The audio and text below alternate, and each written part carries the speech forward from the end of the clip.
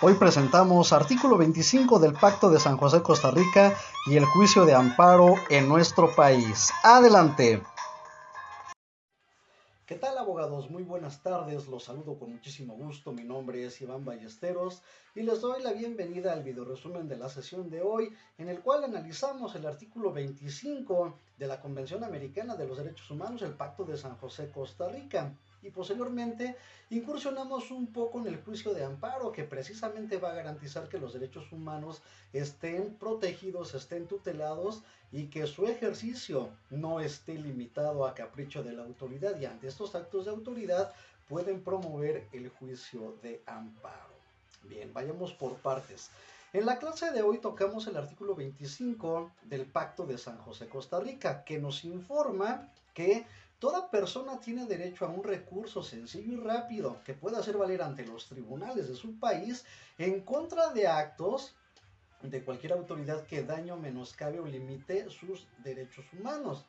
Este recurso tiene que estar al alcance de toda persona en el país que se haya adherido a este pacto internacional para que lo haga valer de una manera idónea. Y es obligación del Estado firmante y ratificante establecer este tipo de recursos o medios de impugnación para evitar abusos de poder, para evitar que la autoridad haga lo que se le dé la gana y ceñirla a la legislación correspondiente. Muy bien, esto es lo que nos informa el artículo 25 de este pacto internacional del que México es parte. Recuerden que esta convención americana tuvo vigor desde los años 60. México se adhirió por ahí de los años 80, en los años 90 firmó otros instrumentos internacionales para defensa y protección de los derechos humanos. Muy bien. De esa manera entramos al estudio y al análisis del juicio de amparo. Este es el recurso del que habla el artículo 25 del Pacto de San José y que se implementó en nuestro país, pero ya desde hace muchísimos años. Recordemos la anécdota, el antecedente que les di en clase de cómo se originó el amparo, de la persona que iban a fusilar y que un juez se dio cuenta de ese acto de autoridad, solicitó la suspensión de la ejecución de este señor y así nace la suspensión del acto reclamado. Y ahí la imperiosa necesidad de actuar en el momento, porque el general de brigada le dijo al juez: si usted me trae una orden por escrito, yo suspendo la ejecución, siempre y cuando esté fundada y motivada. El juez, como no llevaba una hoja o cuaderno para anotar, pero sí traía una cajetilla de cigarros, escribió ahí la suspensión del acto de autoridad con una plumita ahí en el papel arroz de la cajetilla de cigarros. Ahí tenemos un antecedente del juicio de amparo, es decir, ceñir a las autoridades a que se conduzcan de acuerdo a la ley sin violar los derechos humanos. Ese antecedente es muy importante para la institución de nuestro juicio de amparo. México le regaló al mundo este medio de impugnación por excelencia y que es un medio de control constitucional para evitar abusos de autoridad, abusos de poder, que todo se lleve a cabo de acuerdo a la normatividad vigente. Es decir, que la autoridad va a actuar siempre y cuando sus órdenes estén fundadas y motivadas. Recuerden que la autoridad es el ente jurídico que ordena, ejecuta o trata de ejecutar un acto con miras a modificar, a extinguir o actuar en o con relación a un derecho. Esa es la autoridad. En el juicio de amparo se llama autoridad responsable. Entonces recuerden, la autoridad, ya tenemos los antecedentes en el artículo 16, todo acto de autoridad debe de ir fundado y motivado. Y lo que busca el juicio de amparo es ceñir a esa autoridad a que se conduzca de acuerdo a la ley, ¿no? Sin incurrir en exceso ni en defecto. Ese es uno de los pilares de nuestro orden jurídico, el juicio de amparo, y que tiene relación con el artículo 25 del Pacto de San José, Costa Rica.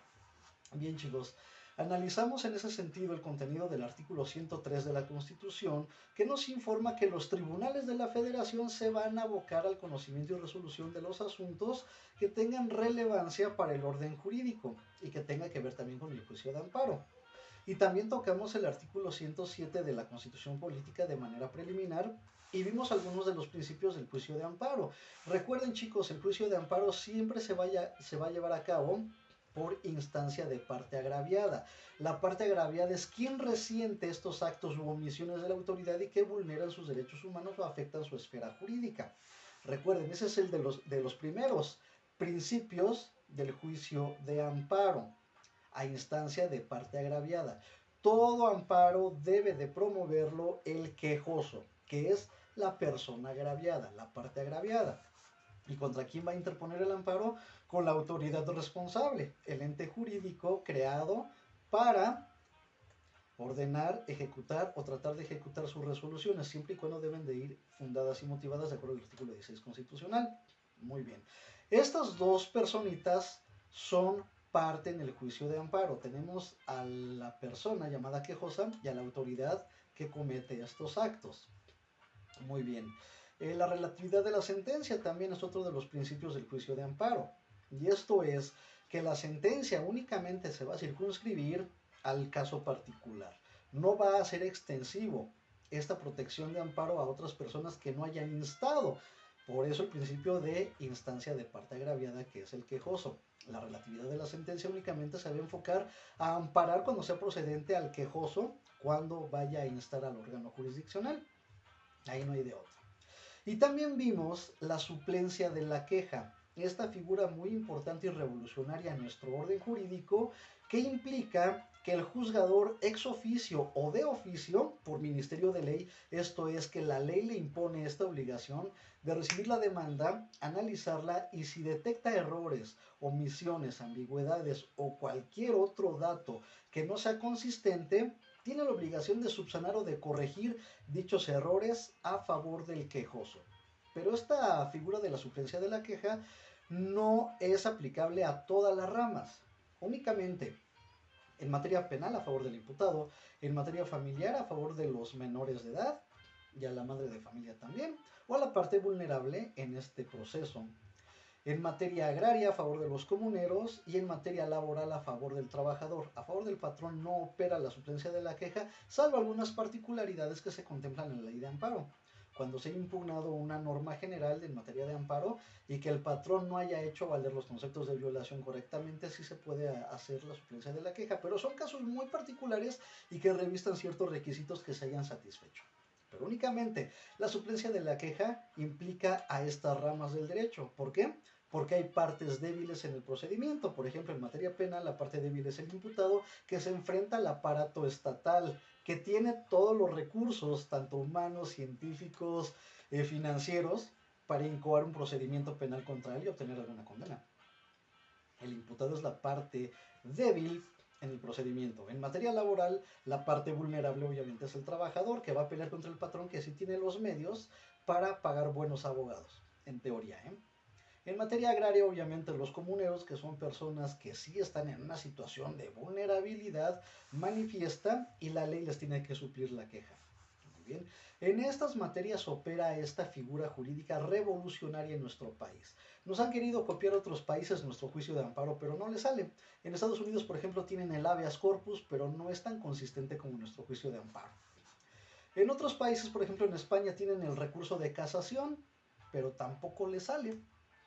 Y en algunos otros países de América Latina, Sudamérica, Iberoamérica, tienen unos recursos similares al juicio de amparo, pero no es tan efectivo como nuestro gran amado juicio de amparo. ¿Y esto qué significa? Que México es pionero en tutelar los derechos humanos y las garantías de los ciudadanos a través de sus instrumentos jurídicos. El amparo, como medio de control constitucional y como medio de impugnación ordinario y extraordinario, pues la función que tiene es ceñir a la autoridad a que se conduzca de acuerdo a la ley, evitar excesos o defectos en el cumplimiento de la sentencia, tutelar los derechos humanos y todos los demás que vienen en la ley de amparo que próximamente vamos a ver. Esto es de manera preliminar. Van a profundizar en estos temas en la materia de amparo, obviamente, pero la parte final de esta materia implica los medios de defensa, los medios de impugnación para tutelar derechos humanos con el juicio de amparo. ¿Por qué? Porque tiene relación con el artículo 25 del Pacto de San José, Costa Rica, y que México ya tutelaba los derechos humanos y las garantías de los gobernados desde hace muchísimos años. De hecho, desde la Constitución de 1857, luego con la reforma de la Constitución de 1917, establece garantías sociales e individuales.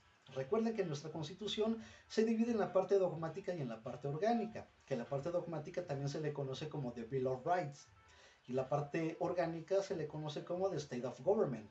que prácticamente es lo que contiene el Pacto de San José Costa Rica, ¿verdad? Como lo vimos en clase.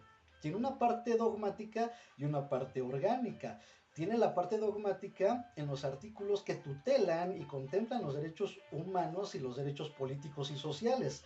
Y la parte orgánica o de State of Government viene estipulada cuando instituye a la Comisión Interamericana de Derechos Humanos y a la Corte Interamericana de Derechos Humanos. Estas dos figuras, una va a vigilar el cumplimiento, que todos los países firmantes y ratificantes de este pacto lo estén haciendo de una manera idónea, y la Corte va a resolver toda controversia que involucre a los estados firmantes y que estén violentando derechos humanos de manera sistemática.